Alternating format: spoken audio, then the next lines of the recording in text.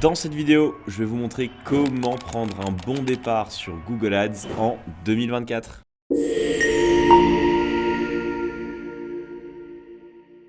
Bonjour à tous, bienvenue sur Web Market School, la chaîne dédiée à la génération de prospects sur Google Ads. Je m'appelle Tom Houflard, je suis le fondateur de Lead Studio et dans cette vidéo, je vais vous montrer comment en 2024 vous allez pouvoir prendre un bon départ sur Google Ads. Cette vidéo est dans la continuité des vidéos que je fais chaque année pour vous permettre de lancer sereinement votre première campagne Google Ads si vous débutez et que vous souhaitez bien évidemment utiliser ce levier pour doper votre business en 2024. Je vous encourage à regarder quand même mes premières vidéos sur comment créer une première campagne Google Ads. L'idée de cette vidéo, c'est comme d'hab de passer en revue les nouveautés sur Google, tout ce qui a pu changer depuis l'année dernière et vous montrer comment réussir sur Google Ads en 2024 avec les best practices, tous les pièges et les écueils à éviter pour que vous ayez tout de suite de la performance. Pour ceux qui découvrent la chaîne de Web Market School à travers cette vidéo, plusieurs choses. Sur la partie Web Market School, vous allez pouvoir vous former à la génération de prospects, principalement sur Google Ads. Je publie régulièrement de nouvelles vidéos pour vous permettre de comprendre toute la subtilité de Google et réussir sur cet outil. Rendez-vous également sur webmarketschool.com pour y retrouver les deux formations phares de Web Market School, à savoir la machine à lead, comment exploser en lead gen en créant votre propre machine à lead de A à Z, et la méthodologie, une formation complète pour vous aider à prendre en main Google Ads et avoir une méthodologie de travail complète et efficace pour réussir sur l'outil. Pour la partie Lead Studio, c'est globalement tout ce qui concerne nos activités en génération de prospects sur le web. Si vous avez besoin de générer des prospects pour votre activité, n'hésitez pas à nous contacter. Et également pour la chaîne YouTube de Lead Studio qui touche tout ce qui est génération de prospects sur le web, pas que Google, mais en général, et sur laquelle je vous donne les meilleures techniques possibles pour réussir, et également les interviews exclusives avec tous les acteurs de référence en lead gen. Enfin, c'est pas déjà fait, rejoignez le Discord de la communauté, ça vous permet de venir poser toutes vos questions, d'échanger avec tous les acteurs de la lead gen, que vous soyez traffic manager, freelance ou à votre compte ou gérant d'entreprise. C'est l'endroit parfait pour partager tous ensemble sur la lead gen. Voilà pour la partie promo entre guillemets. On va se mettre sur mon écran et je vais vous montrer comment prendre un bon départ sur Google Ads en 2024. C'est parti. Alors pour cette vidéo, je vous ai préparé la fameuse checklist que j'avais créée il y a quelques années maintenant, évidemment qu'on va remettre ensemble au goût du jour en 2024. Je ne l'ai pas fait justement pour vous montrer dans cette vidéo qu'est-ce qui a changé et ce que vous devez savoir entre le Google Ads d'il y a 2-3 ans avec le Google Ads d'aujourd'hui. Alors, je vous avais parlé au démarrage des concepts clés avant de se lancer sur Google Ads. S'il y en a bien un qui est important, c'est les types de correspondance, c'est-à-dire comprendre quand vous allez acheter des mots-clés sur Google, sur quels mots-clés vous allez évidemment vous positionner et surtout sur quels termes de recherche vous allez diffuser. Alors, ici, on a la partie large, expression exacte et évidemment les mots-clés négatifs. Alors, ça n'a pas changé. On a toujours ces quatre types de correspondance. Ça, c'est une bonne chose. Maintenant, Google, si vous voulez, est de plus en plus laxiste sur ce sur quoi il va nous faire diffuser. Donc là, je vais me mettre en edit. Il faut comprendre que, si vous voulez, l'exact maintenant, en fait, vous allez aussi diffuser sur des mots-clés de type Web Market School, Web Marketing School, etc. Donc ça va être aussi toutes les variantes proches. L'expression exacte, qui avant devait contenir uniquement des termes de recherche contenant le mot-clé en question, donc par exemple formation Web Market School, avis Web Market School, etc. Là, ça va être pareil, ça va être, si vous voulez, toutes les variantes proches, plus n'importe quel thème de recherche. Hop. Quel terme de recherche contenant les mots-clés et variantes proches. Donc en fait, on voit qu'on va diffuser de manière un petit peu plus large qu'avant sur tous ces mots-clés.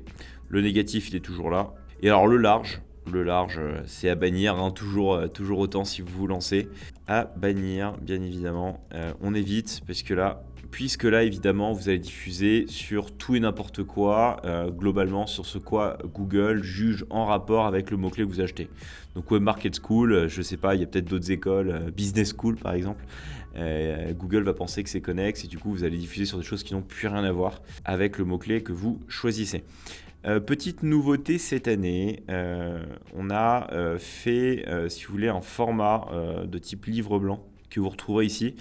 Donc ça vous permettra aussi, en téléchargeant ce petit template, d'avoir accès à un format un peu plus didactique, entre guillemets, pour bien débuter sur Google Ads. Allez, on se remet en diapo. Hop. Et donc ça, c'était pour les types de correspondance. Le concept clé numéro 2, ça va être le concept de l'AdRank, comprendre comment est-ce que, globalement, on se positionne sur Google Ads, quelle va être notre position sur le résultat de recherche. Ça n'a pas changé.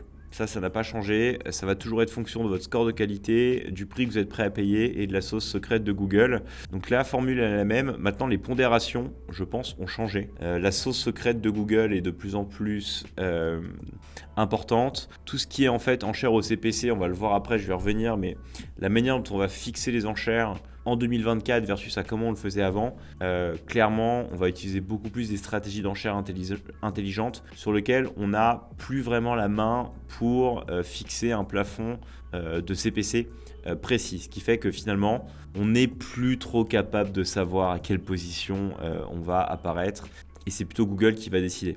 Alors, ce qui est certain, c'est que plus notre score de qualité est élevé, plus pour une position élevée et importante, on va payer moins cher le clic. Ça, c'est évident. Donc finalement, la seule chose que vous devez retenir, ça va être de travailler sur votre score de qualité. Après, ce qui se passe, malheureusement, ça fait partie de l'évolution de Google, ça devient de la black box. Le score de qualité, c'est quoi? C'est toujours la même chose, ça va être votre taux de clic attendu, la pertinence de votre annonce et la convivialité de la page de destination. Ça tombe bien, ce sont toujours des éléments sur lesquels on a beaucoup de contrôle, être capable de rédiger des annonces pertinentes, qui convertissent et la partie page destination, ça c'est votre site, j'ai envie de vous dire. Donc s'assurer que la page destination est en rapport avec votre annonce, que l'expérience utilisateur est bien pensée, qu'il n'y a pas des pop-up partout, que la page charge rapidement, qu'elle est bien évidemment responsive, donc que l'expérience sur mobile est aussi, voire meilleure que l'expérience sur ordinateur, etc., etc. Tout ça, je l'expliquais bien dans la première vidéo que j'avais créée par le passé, donc je ne vais pas non plus m'étaler, mais voilà, tous les concepts de score de qualité restent les mêmes. Pour ce qui est maintenant de la recherche de mots-clés, ça n'a pas bougé. On va toujours pouvoir utiliser le Keyword Planner, le Keyword Everywhere, Ubersuggest, Answer the Public et bien sûr SEMrush pour la version payante. Ça, c'est intéressant de voir que les outils n'ont pas évolué et qu'on reste toujours sur les mêmes outils pour faire notre recherche sémantique. Donc, pas besoin de repasser dessus, j'ai envie de vous dire. Ensuite, pour la partie comment créer votre plan et organiser vos mots-clés au niveau de votre stratégie de structuration de campagne. Pour la recherche de mots-clés, ça va être la même chose, ça n'a pas bougé, l'outil n'a pas bougé. On va y refaire un petit tour pour que vous compreniez bien la logique. Hop, donc on va se mettre sur notre compte de démo, juste ici. On va aller donc, une fois qu'on est dans notre compte de démo, dans l'outil de planification des mots-clés. Et on va bien évidemment trouver des nouveaux mots-clés. Alors, dans cet exemple, on va se mettre dans le cas de si on devait générer des prospects pour des assurances auto. C'est un peu plus sexy et parlant que ce que j'avais fait à l'époque sur les cartes à jouer.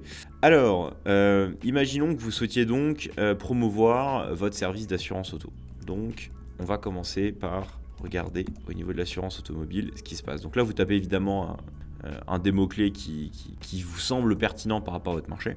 Et on va aller chercher des mots-clés qui, pareil, semblent pertinents. Alors, déjà, ce qui est intéressant, c'est qu'on voit le volume de requêtes mensuelles. C'est un marché qui est colossal. On voit, sans surprise, que c'est un marché qui est très, très, très, très, très cher. Pour être en haut de page, Google nous donne toujours les mêmes estimations, à savoir environ 13 € pour ce mot-clé-là. Donc, c'est très cher. Et puis, on a toute une batterie de mots-clés ici qui vont nous sortir qui vont nous sembler plus ou moins pertinents, hein. Donc on a assurance auto, assurance automobile. Alors autant en 2021, il fallait acheter les deux pour être sûr de diffuser, autant ce que je vous expliquais en introduction sur les types de correspondance, avec le fait que maintenant Google est de plus en plus laxiste, acheter simplement assurance auto nous permettra aussi acheter uniquement assurance automobile nous permettra aussi de diffuser sur assurance auto. Donc on a des personnes qui vont chercher des devis, voitures pas chères évidemment, soumission assurance auto, donc ça n'a rien à voir. Assurance auto en ligne, c'est intéressant. Souscrire en assurance auto en ligne immédiate. On sent le besoin déjà des personnes qui viennent d'acheter une bagnole entre guillemets et qui ont juste envie de se débarrasser de la contrainte d'assurance et le faire le plus vite possible. Assurance pas chère en ligne, etc., etc. Donc vous faites votre petite recherche et évidemment vous allez ensuite pouvoir créer votre plan. Donc on va les ajouter au plan, hop, et ensuite on va tout simplement aller sur notre plan et on va pouvoir voir un petit peu ce que ça donne globalement. Donc on voit que la variation year on year est de plus en plus élevée, hein. C'est des demandes constantes. La partie enchère, no comment évidemment. Donc voilà, donc ça ne bouge pas pour tout ce qui est recherche sémantique. Donc ça, vous pouvez passer du temps, mais globalement, c'était ce que je vous expliquais dans les vidéos précédentes. Donc ça n'a pas évolué en 2024. Hein. Prenez le temps de faire votre recherche sémantique, de comprendre les besoins de votre audience avant d'attaquer Google Ads. C'est super important. On se remet sur une petite présentation. Au niveau de la structure de campagne, un groupe d'annonces égale un thème de mots-clés. Ça, globalement, ça n'a pas bougé. Essayez de bien structurer votre groupe d'annonces par thématique. Pourquoi ? Parce que le schéma que je vous mettais à l'époque, en fait, si vous voulez, la manière dont Google se structure au niveau du réseau de recherche, encore une fois, ça n'a pas bougé à travers les années. C'est-à-dire qu'au sein d'une campagne, vous allez avoir plusieurs groupes d'annonces pour les débutants qui regardent cette vidéo. Chaque groupe d'annonces, vous allez pouvoir ajouter des mots-clés et des annonces. Chaque annonce, en fait, ne pourra être déclenchée que au sein des mots-clés du groupe d'annonces en question. En même temps, si vous créez plusieurs annonces au sein d'un groupe d'annonces, vous n'aurez pas la possibilité d'attribuer la diffusion d'une annonce à un mot-clé particulier. Prenons un exemple encore une fois avec ces histoires d'assurance auto. On avait donc une assurance auto classique et des personnes qui voulaient faire de l'assurance auto en ligne. Imaginons que vous vouliez faire une annonce, on le verra après sur la pratique, spécial assurance auto classique et spécial assurance auto en ligne. Si vous avez les deux mots-clés au même endroit, du coup, potentiellement, votre annonce spéciale assurance auto en ligne va diffuser peut-être pour votre mot-clé assurance auto tout court. Donc pour éviter ça, on va faire des groupes d'annonces qui contiennent que des mots-clés qui sont très très proches les uns des autres pour s'assurer que globalement, peu importe les annonces qu'on va créer au sein de ce groupe d'annonces, tout est cohérent. Et donc ça va venir jouer pareil avec votre taux de clic attendu, votre score de qualité, vous permettre d'avoir des meilleurs scores de qualité sur vos annonces et donc pour une position plus élevée sur les résultats de recherche, payer moins cher le clic. Donc ça n'a pas bougé. J'ai envie de vous dire alléluia. Ensuite, l'étape 4, évidemment, ça va être de créer notre campagne. Donc pour ça, j'ai envie de vous dire, on va y aller. Alors ça n'a pas trop changé non plus, si ce n'est au niveau des annonces où l'interface a un peu changé. On va le revoir ensemble. Pour ceux qui sont vraiment débutants et qui vont créer pour la première fois un compte Google Ads, c'est extrêmement important que vous vous mettiez sur la plateforme de base et que vous sortiez du mode Smart que Google va vous donner par défaut. Donc ça, je vous redonnais le petit hint pour en sortir, hein. Tout de suite, vous cliquez ici sur accéder au mode expert et créer un compte sans créer de campagne, de manière à ce que vous arriviez directement là où je vais vous emmener à partir de maintenant. Alors, c'est parti, on va y aller. On se met donc sur notre compte Google Ads, on va sortir notre plan, hop, et on va créer notre première campagne Google. Alors, là, on est en assurance auto, donc on va choisir un objectif qui est de prospect. Là, après, ça dépend ce que vous allez rechercher. En général, essayez quand même d'avoir des objectifs qui sont, et même je pourrais te dire en général, c'est systématiquement, essayez d'avoir des objectifs qui sont centrés sur votre profit, à savoir sur des actions qui vous apportent de la valeur. Donc ça va être soit des ventes, soit de la prospection évidemment, de la génération de prospects. Hop, on continue, tac, tac, tac. On va se mettre évidemment sur le réseau de recherche. L'idée, c'est que vous drivez la plupart du temps des visites sur le site web. Après, à voir si vous êtes sur d'autres marchés, vous voulez simplement des appels téléphoniques ou de la visite en magasin. Mais bon, j'estime que la plupart d'entre vous vont souhaiter générer du trafic sur leur site. Alors, j'ai pas de site de démo. Hop, on lui donne un titre à notre campagne. Ensuite, donc c'est là où ça va changer un peu. À l'époque, je vous conseillais vivement d'utiliser c'est là où on voit que les étapes ont changé par rapport à ce qu'il y avait avant. Donc, étape, on va le remettre ici. Tac, essayez de le faire dans l'ordre. Créer votre première campagne, donc ça c'est ce qu'on vient de faire. Hop, donc on est maintenant à l'étape 3 qui va être choisir. Alors, clairement à l'époque, je vous proposais le CPC manuel. Malheureusement, j'ai envie de vous dire, il est déjà plus disponible de base. On peut le récupérer, je vous le montrerai après. Ceci dit, je pense que Google maintenant truque sincèrement les enchères quand on utilise le CPC manuel ou le CPC optimisé. On récupère beaucoup plus de robots, etc. Enfin bref, je passe sur les détails. Donc aujourd'hui, on n'a plus le choix, il faut passer en smart bidding. Alors, les puristes vous diront, ne mets pas de coût d'acquisition, de coût par action cible au démarrage, puisque l'algorithme n'a aucune donnée, que sans données, forcément, il ne peut pas savoir quel est le coût d'action par action cible qu'on va pouvoir obtenir sur notre site, donc évite. Je suis un puriste, mais en même temps, je connais très bien l'outil. Mettez, quoi qu'il arrive, un coût par action cible. Pourquoi ? Parce que si vous ne faites pas ça, vous donnez, d'un point de vue purement technique à Google, l'information qui est, en fait, maximise mon volume de conversion pour le budget donné. Ce que Google présuppose, c'est d'abord dépense tout le budget de l'annonceur et avec ce budget-là, essaye d'obtenir un maximum de conversion. Typiquement, si vous êtes sur des marchés très concurrentiels, comme c'est le cas sur notre exemple sur les assurances automobiles, vous allez juste vous faire exploser sur le CPC max. Souvenez-vous, en introduction, je vous parlais des concepts clés, de l'AdRank, etc. On n'a plus vraiment le contrôle aujourd'hui sur le CPC. Si vous mettez du maximiser les conversions sans plafond ou sans un minimum de restrictions pour l'algo, vous allez vous faire défoncer si vous êtes sur un marché concurrentiel. Donc là, de base, soyons globalement intelligents et évitons de nous faire, entre guillemets, plumer par Google dès nos premiers jours de lancement. Donc pour ça, là, ça dépend ce que vous voulez mettre ici. Je pense que vous avez une idée globalement du prix que vous êtes prêt à payer pour une conversion sur votre site. Imaginons une vente ou du coup là pour notre démo une assurance auto. En général, ça va se vendre entre 15 et 20 euros un prospect comme ça. Donc on va être très conservateur et on va mettre le CPA cible autour de 15 euros. Donc là, en fait, sur notre petit int, ça va être conversion plus plafond de CPA. Hop, adieu le CPC optimisé et bonjour les stratégies d'enchères automatiques. Je le construis avec vous au fur et à mesure puisque ça vous permet de voir les changements. J'ai trouvé ça intéressant. Vous me direz d'ailleurs si ce format vous a plu ou si finalement c'était pas nécessaire. Ensuite, avançons. Donc ça serait théoriquement l'étape 4. On va voir si ça a bougé ou pas. Étape 4. Oui, on a toujours la possibilité d'aller choisir différents réseaux. Comme d'hab, on décoche tout. On veut absolument rester sur les réseaux de recherche. Les partenaires du réseau de recherche, c'est très complexe de savoir si on va se faire avoir ou pas. De base, si vous débutez, ne le mettez pas. J'ai une vidéo dédiée sur la chaîne de Web Market School qui explique la grosse arnaque des partenaires de recherche et ce que ça représente globalement.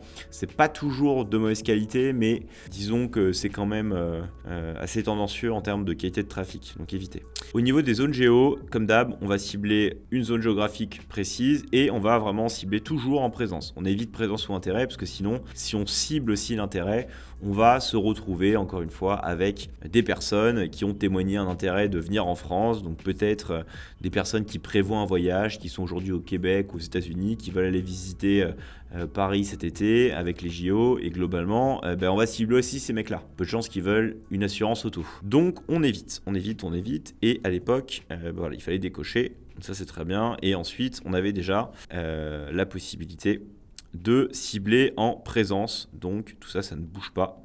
L'étape 5 est bonne, ça n'a pas évolué. Ensuite, il y a encore une fois des nouveaux pièges qui sont arrivés. On laisse absolument tout désactiver, on ne veut pas de mots-clés larges, on ne veut pas de composants créés automatiquement, donc ça on va pouvoir le rajouter. Tout ça, ça fait partie, si vous voulez, des choses que Google globalement nous propose maintenant de manière automatique. L'automatisation n'est pas la clé souvent et ni la bonne réponse sur Google Ads. Gardez du contrôle, donc ça on n'en veut pas, on laisse bien évidemment désactiver. Donc on va l'ajouter à la présentation qui va être désactivée, toutes les options automatiques. Très important. Donc voilà des nouveautés que Google, encore une fois, a sorties entre-temps et qui évidemment sont à fuir d'urgence si vous démarrez. On avance, on arrive enfin à ces fameuses groupes d'annonces. Donc là, c'est ce que j'ai expliqué en intro, hein, ça n'a pas bougé. Un groupe d'annonces égale un thème. Donc là, ça va être thème 1. Thème 1, on va juste faire assurance auto pour rester très simple. On va faire assurance auto en ligne pour avoir quelques aspects sympas au niveau de la création d'annonces. Donc les mots-clés, donc là vous rentrez vos mots-clés, ça va pas bouger. On va rester généralement sur des mots-clés en expression exacte, c'est bien de démarrer. Ne mettez pas du large, vraiment évitez. L'exact au démarrage, vous pouvez le faire, c'est pas mal de mettre les deux. Ceci dit, contrairement à ce que je vous expliquais en 2021, et en 2022 et en 2023. Je pense qu'en 2024, en fait, tout ce qui est en mots-clés exacts, si le mot-clé ne fait pas énormément de volume mensuel, vous n'allez pas diffuser ou alors vous allez complètement surdiffuser. Ça, c'est des choses que j'observe. Plus on va être restrictif au niveau des mots-clés, donc on va utiliser du mot-clé exact, plus globalement on va se faire défoncer au niveau du coût par clic. Parce qu'encore une fois, Google veut qu'on utilise le mot-clé large, donc il va punir tous les annonceurs qui essaient de suroptimiser. Maintenant, là, on a vu qu'il y avait quand même 130 000 requêtes par mois. Théoriquement, sur des marchés de ce volume-là, si vous êtes sur des marchés sur lesquels votre plan vous montre qu'il y a au moins plus de 100 000 requêtes par mois, c'est OK d'utiliser du mot-clé en requête large, du mot-clé en exact. Donc, on va en mettre 2. Et ensuite, c'est là où ça a changé un petit peu. À l'époque, je vous disais, voilà, donc créez votre groupe d'annonces. On va juste faire une nouvelle capture d'écran pour que ce soit propre, que ça corresponde à la vidéo. Et à l'étape 7, je vous disais de démarrer par l'exact match. Donc là, ce que j'ai expliqué, si beaucoup de volume mensuel, sinon, utilisez l'expression exact. Donc ça a bougé un peu. Encore une fois, parce que Google veut que on joue le jeu et qu'on essaie d'apporter le plus d'infos à l'algo pour son apprentissage. Et donc, si on est trop restrictif, ça ne marche pas. Et donc, Google nous punit. Étape 8, je vous disais de démarrer avec un CPC de 1 €. Donc là, on verra évidemment que cette étape-là n'a plus aucun sens. On va même la supprimer en fait. Puisque on n'a plus de contrôle sur les enchères. Allez, nous on avance en parallèle et en fait directement après on va pouvoir passer à la création d'une annonce. Donc c'est intéressant de voir un peu les étapes qu'il y avait avant. Voilà, directement on était à la partie création d'annonce. Alors là on va rédiger notre annonce. Ce qui est important, c'est que à l'époque, on avait la possibilité d'avoir des annonces qu'on appelait textuelles, des annonces auxquelles on avait juste 3 titres et 2 descriptions. Maintenant, ce ne sont plus que des annonces de type responsive où on va avoir jusqu'à 15 titres et 4 descriptions, plus tout un tas d'extensions d'annonces qui vont globalement alterner en fonction de ce que Google juge pertinent pour l'utilisateur. Là, le but, ça va être d'avoir une efficacité d'annonce excellente. Donc ça, c'est ce que je vous ai mis dans la présentation. On a rajouté une petite slide. Il va falloir essayer de faire en sorte que l'annonce soit excellente. Donc, j'ai envie de vous dire, allons-y. Donc, on est sur de l'assurance auto. On a dit que c'était en ligne. Déjà, on va mettre le mot-clé dans tout ce qui est chemin d'URL. Ensuite, pour que vous compreniez bien, il faut que vous mettiez le mot-clé,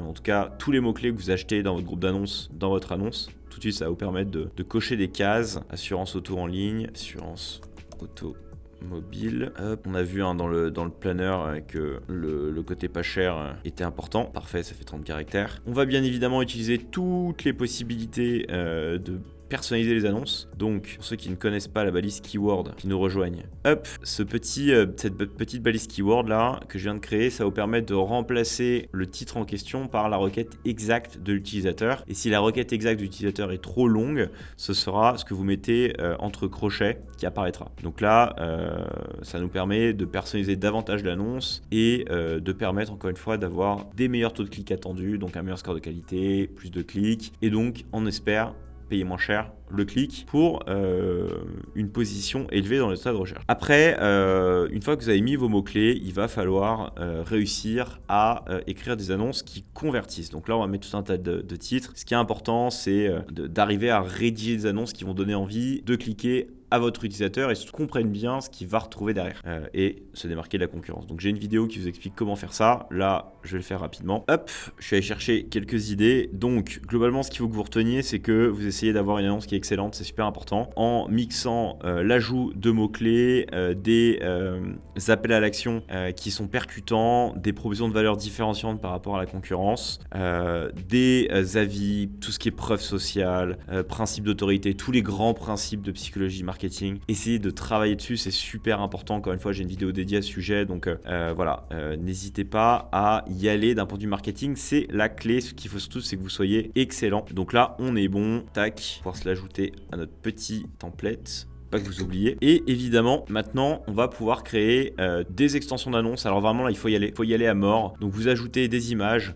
Si vous n'avez pas d'idée d'image, vous allez dans la partie banque d'images gratuites. Vous mettez assurance automobile. Et là, Google va vous sortir des images libres de droit. Donc là, il faut chercher un petit peu, en mettre quelques-unes. Vous n'êtes pas obligé d'aller à 20, mais mettez-en, c'est important. Ça vous permet encore une fois de vous différencier. Vous mettez votre nom d'entreprise, votre logo. Vous créez des liens annexes. Alors les liens annexes, globalement, je regarde un peu ce que faisaient les concurrents. Ça va être ce qui va apparaître sous les résultats de recherche. Alors là, on dirait qu'ils en font pas. Voilà, ça va être ça, tous les liens annexes ici. Donc encore une fois, créer des liens annexes qui sont de qualité, qui donnent envie de cliquer. Tout ça, ça va vous permettre d'augmenter votre taux de clic attendu, votre score de qualité et encore une fois, la pertinence de vos annonces et donc de payer moins cher le clic. C'est vraiment ça qui est important d'avoir en tête. Pareil, tout ce qui est infobulle. Donc infobulle, c'est tout ce qui va apparaître après. Ça va être ça, globalement, tous les int ici de moins de 35 caractères. Bref, on a de quoi faire. Vous avez créé votre annonce, on est bon et il n'y a plus qu'à ensuite définir votre budget. Alors attention au budget là-dessus, attention au budget, je vous le redonne si jamais vous êtes débutant. Le budget quotidien moyen que vous mettez, Google va s'autoriser jusqu'à globalement le tripler, donc dépenser 3 fois ce budget-là par jour s'il juge qu'il y a de la demande. Donc mettez vraiment un budget très conservateur au début, surtout si vous n'êtes pas sûr de vous, parce que sinon, si vous mettez par exemple 50 €, il se peut que sur une journée, vous dépensiez 150 €. Et c'est tout le temps ce qui va se passer globalement au démarrage. Parce que Google, en fait, interprète ce budget journalier sur une période de 30 jours. Il va vous dire, ok, en fait, sur 30 jours, si tu me mets 12 € par mois, globalement, je dépenserai pas plus que 360 € sur le mois. Mais sur certaines journées, s'il y a vraiment beaucoup de demandes, je peux m'amuser à dépenser 3 fois ton budget journalier. Ce qui fait que si vous avez fait des erreurs au début, vous allez vous faire punir direct. Et ça, encore une fois, c'est à éviter. Donc, mettez des petits budgets au début. Une fois que c'est bon, il nous a pas mis le... Et là, normalement, on est bon et on publie. Tac. Et à l'époque, c'est ce qu'il y avait déjà. Alors, tout ce qui était création d'annonces, tout ça, ça a sauté parce que je vous montrais comment faire des annonces textuelles. On ne peut plus le faire. Ça a disparu totalement. Donc ça, on enlève. Utilisez la base de mots-clés dynamiques, je vais vous montrer. Et mettre un budget 50% inférieur à son plafond. Je viens de vous l'expliquer. Donc ça ne bouge pas. Ça y est, vous pouvez commencer à gagner de l'argent. Donc ça n'a pas bougé. Donc ça, vous pourrez globalement télécharger ce petit guide pour vous aider lors de votre création. Ça sera dans le télécharger gratuitement, ça sera dans la description de la vidéo, donc ne vous en privez pas puisqu'on vient de le mettre à jour ensemble en direct. Alors ensuite, ce que je voulais vous montrer une fois que c'est publié, c'est comment éventuellement récupérer le CPC manuel si vous voulez vraiment rester à l'ancienne. Encore une fois, je vous le déconseille maintenant. Ceci dit, si vous êtes vraiment dans le dur et que vous comprenez absolument rien au smart bidding, vous voulez vraiment avoir un contrôle très précis du prix par clic que vous êtes prêt à payer, et ben tout simplement, je vais vous montrer comment faire ça. Donc pour ça, vous allez dans votre campagne, dans paramètres ici, une fois qu'elle est créée, et dans la partie stratégie d'enchère, vous allez mettre modifier la stratégie d'enchère, sélectionner directement une stratégie d'enchère, et là, splendide, on va récupérer le CPC manuel. Donc vous pouvez le récupérer, comme je vous l'avais montré. Maintenant, voilà, c'est disponible qu'une fois que la campagne est créée, pas en premier choix. Encore une fois, c'est pour que les novices et les débutants ne soient pas au courant de cette fonctionnalité-là. Il existe toujours, fort à parier que Google le supprime totalement en 2024. Donc faites au mieux, j'ai envie de vous dire. Vous n'êtes pas obligé de l'utiliser et je vous déconseille même de l'utiliser pour tout un tas de raisons et d'observation où je vous dis que souvent la qualité du trafic est bien moins qualitative avec du CPC manuel que du smart bidding. Voilà les amis, j'espère que cette vidéo vous a plu, que ça vous permet d'avoir déjà vu les différences entre ce qu'on faisait en 2022 et ce qu'on fait maintenant pour créer une campagne Google Ads. Vous voyez, il n'y a pas trop de changements. Que ça vous permet de prendre un bon départ pour réussir en 2024 sur Google Ads. N'oubliez pas de télécharger le petit guide en description de cette vidéo pour ne pas faire d'erreur. Et quant à moi, je vous souhaite une très bonne optimisation, création de votre première campagne Google Ads en 2024. Je vous retrouve à très vite et je vous dis à très vite pour une nouvelle vidéo sur la chaîne. Ciao!